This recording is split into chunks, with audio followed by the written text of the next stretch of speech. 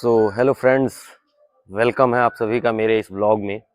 इस ब्लॉग में मैं आपको ऐसी किसी जगह के बारे में या कहीं पे मैं खड़ा हूँ इसके बारे में बात नहीं करूँगा। बस ऐसे ही मेरे मन में आ रहा था, तो मुझे लगा कि क्यों ना अपने व्यूवर से शेयर किया जाए। आप समझने की कोशिश करिए। मैं आप लोगों के सामने ये बात इसलिए शेयर करना चाह रहा हूँ क्योंकि मैं अपनों के बीच में अगर ये बातें शेयर करूँगा, बताऊँगा, तो शायद वो इंटरेस्टेड नहीं होंगे या फिर उन्हें लगेगा कि ये ऐसे ही बहकी-बहकी बातें कर रहा है और हाँ यार, ये तो लाइफ का एक है पार्ट कि ऐसा होता है। बट सच मानिए, मैंने इस चीज़ को महसूस किया है कि आप ना चाहे जितने भी हाथ-पैर मार लीजिए, आप चाहे जितनी भी कोशिशें कर लीजिए, आप एकदम लबरेज़ रहिए कि मैं इस लाइन में अच्छा कर रहा हूँ, बहुत अच्छा हो जाएगा। बट कहीं न कहीं आपके पीछे जो रिस्पॉन्सिबिलिटीज़ रहती हैं, जो ज़िम्मेदारियाँ रहती हैं, वो आपको एक बंधन की तरह जकड़ के रखती हैं। मैं ऐसा क्यों कह रहा हूँ? क्योंकि मेरे भी थॉट्स बहुत नेक्स्ट लेवल के थे, आज भी हैं। मैं थे इसलिए बोल रहा हूँ क्योंकि जिस जगह पे मैं था, वहाँ पे ये थॉट मेरे और भी काफ़ी अच्छे थे। तो मैंने भी बहुत ट्राई किया अपनी लाइफ़ में। मैंने जी तोड़ कोशिश की, मेहनत किया और आपसे बताऊँ कि मैं अपने मतलब करियर जर्नी की बात नहीं कर रहा हूँ, पर्सनल लाइफ़ की भी बात कर रहा हूँ। मैंने अपने पर्सनल लाइफ़ में भी काफ़ी पॉज़िटिव रिस्पॉन्स रखे हर किसी के लिए, ऑनेस्टी रखी, सब कुछ अच्छा रखा। वैसे ही अपने करियर के लिए भी पॉज़िटिव रहा, ऑनेस्टी रखी, जी तोड़ मेहनत किया। लेकिन लाइफ़ का सर्कल ये मुझे ऐसा पता नहीं था कि वहाँ से उठा के इस फ़ेज़ तक लेके चली आएगी। ऐसा नहीं है कि मैं खुश नहीं हूँ या मैं भावनाओं में, इमोशन में आके आपसे बातें कर रहा हूँ। बस एक दिल में ये बात आई तो मुझे लगा मैं शेयर करूँ आपसे। बेसिकली मैंने जब एक उम्र के समझने के समय में था, मीन्स आप समझते हैं ना, उम्र के समझने का समय क्यों मैं बोल रहा हूँ? क्योंकि जब आप 5 साल, 6 साल, 7 साल के होते हैं, तो एक समझ होती है मेरे मम्मी-पापा, मेरे भाई-बहन, 10 साल में एक समझ होती है कि ये मेरे बगल के हैं, ये मेरे ताऊ जी हैं, ये मेरे गाँव के रहने वाले हैं। ठीक वैसे ही 15 साल में हमें समझ होती है कि ये मेरे बाहर के ये हैं, पास के ये हैं, दूर के ये रिश्तेदार हैं या गाँव से बाहर क्षेत्र में या हम स्कूलिंग पीरियड में हैं, तो वहाँ पे हमें समझ आती है कि ये बस चलाने वाले ड्राइवर हैं। ठीक वैसे ही बस चलाने वाले ड्राइवर हैं मीन्स जिस बस से हम जाते हैं समझ लीजिए स्कूल या फिर हम ओन अपने साइकिल से, आजकल बाइक से, जो भी जिस जगह से जाते हैं, रास्ते में अगर कोई मिलता भी है ना दोस्तों, तो हमें ये समझ होती है कि ये कौन है। 15 साल की ये एज होती है। वैसे 18 होती है। 18 में हम मैच्योरिटी के इस लेवल पे रहते हैं जहाँ पे हमें बनना और बिगड़ना दोनों होता है।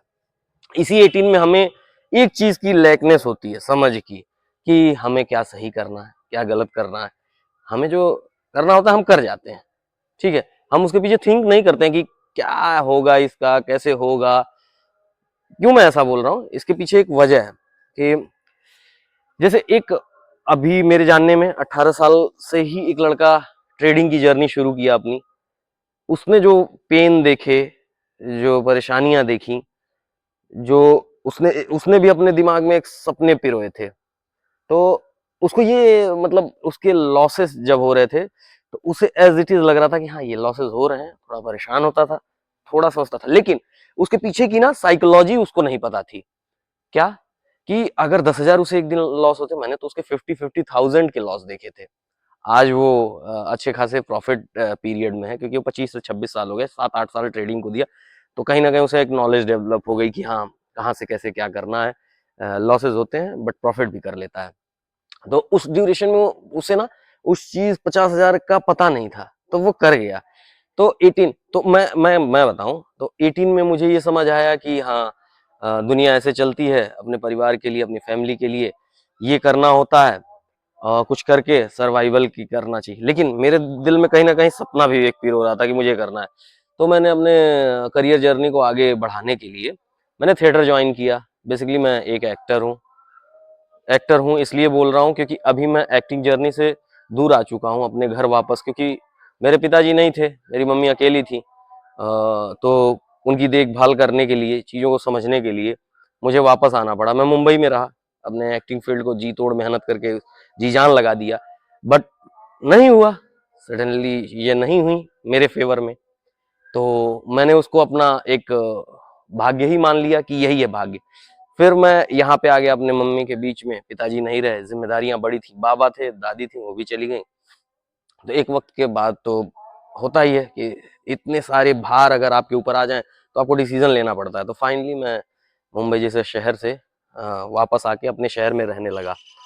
तो अभी दोस्तों एक हाथ से मैंने मोबाइल पकड़ा हुआ है तो वो दर्द कर रहा है हाथ, तो मैंने एक सपोर्ट ले लिया है। तो आ गया फाइनली, अभी मैं अपने घर देख रहा हूँ, और ठीक इस लाइफ में भी उतनी ही टफ फाइट कर रहा हूँ, सब कुछ देख रहा हूँ, पेन, फिर मुझे खुशी, दर्द, सब कुछ है। बट मेरी उस जर्नी में मुझे एक चीज तो मेरी लाइफ ने समझा दिया कि आप अपनी चीजों को कितना बेहतर कर सकते हैं, सिचुएशन को आप अपने तरफ कैसे कंट्रोल कर सकते हैं। क्योंकि शायद मैं अगर यहाँ पे होता तो मैं उन चीजों को फेस नहीं कर पाता। मुंबई जैसे शहर में जब हम फाइट करते हैं अपनी जर्नी को लेके, अपनी लाइफ को लेके, तो मैंने तो काफी सारे फेजेस देखे, डिप्रेशन, चीजों को देखना, परेशान रहना, तो मैं उस सिचुएशन से डील करना शुरू कर दिया। अभी मैं आया हूँ अपने यहाँ, सिचुएशन के मतलब सिचुएशन के अंडर में ही रह के काम कर रहा हूँ, क्योंकि मुझे ये पता चल गया कि भाई अभी मेरी जरूरत यहाँ पे है। सपने तो सपने ही होते हैं, और अगर मैंने एक डायरेक्शन में इतना लंबा समय 10 साल तक का दिया, तो आप समझ सकते हैं कि वो नस नस में बस जाता है उस इंसान की, जब वो काम 10 साल तक कोई एक काम करता है। तो ऐसा नहीं है कि मेरा एक्टिंग से ध्यान हट गया, या एक एक्टर वाली जो थिंकिंग है कि मुझे करना है। जब भी मौके मुझे मिलते हैं यहाँ रीजनल, तो मैं कोशिश करता हूँ कि कर लूँ। साथ में मैं जॉब भी परफॉर्म कर रहा हूँ, मल्टीपल टास्क कर रहा हूँ, तो चल रहा है सब कुछ।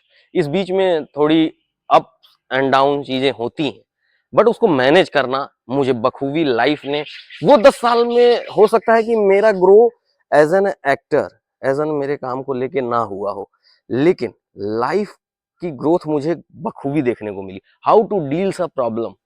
तो मैं इसलिए सोचा कि आपसे ये सारी बातें करूं, क्योंकि मुझे लगा कि आपसे भी ये चीज बताना है कि आप बहुत टेंस्ड मत होइए। मुझसे अभी एक लड़का मिला था, तो वो भी एक रीजन था कि वो बड़ा परेशान था कि इन चीजों को लेके ऐसे। तो मैंने कहा यार, जब तू चल सकता है, बोल सकता है, तेरे हाथ पैर सलामत है, सब कुछ है, तो तू बहुत कुछ कर सकता है। तो बोलता है यार ये किया वो किया, आज मेरे पास मोबाइल में रिचार्ज करने के पैसे नहीं है, घर में ये ऐसा वैसा। तो मुझे लगा यार ये क्या बातें कर रहा है। तो मैंने कहा कि थिंक बेटर भाई, सोच ब्रॉड रख। तू चल सकता है, बोल सकता है, सब कुछ कर सकता है ना, तो कुछ भी हो सकता है लाइफ में। उसको मैंने मोटिवेट किया है, सब कुछ किया है। अब एक आध वीक बाद में अगर मेरी बात होगी, मिलेगा, देखूंगा कि वो क्या सोचता है अपनी लाइफ को लेके, क्या करता है। तो करना भी बहुत जरूरी होता है दोस्तों। तो मेरा मानना ये है कि आप प्रोसेस में रहिए, कोशिश करते रहिए, कभी भी वो मौका आ सकता है। लाइफ ने अगर आपको पटका है ना, तो फिर आपको ऐसा ऊपर लेके जाएगी कि फिर आप बिलीव नहीं करोगे। तो इसलिए बिलीव मत छोड़ना। आपने मेहनत करी अगर किसी फील्ड में, और आप सक्सेस नहीं हो रहे हो, तो परेशान होने की जरूरत नहीं है। आप फिर से रीस्टार्ट करो खुद को, चीजों को चलाओ, अपनी चीजों को आगे बढ़ाओ और आगे बढ़ो। यहाँ रुकना नहीं है। जो भी सामने आता है उसको एक शेर की तरह अपने शिकार को समझ के चीड़ फाड़ के आगे बढ़ जाओ। रुकना नहीं है, झुकना नहीं है, अपने काम में आगे बढ़ते रहो। बस मुझे यही कहना था, मेरे दिमाग में आया तो मुझे लगा मैं आपसे बात करूं। तो गाइज, फिर आपसे मिलते हैं एक अदर टॉपिक पे, या अभी जब मेरा अगला व्लॉग आएगा तो उसमें आऊंगा। तब तक के लिए लाइफ को एंजॉय कीजिए। Bye bye.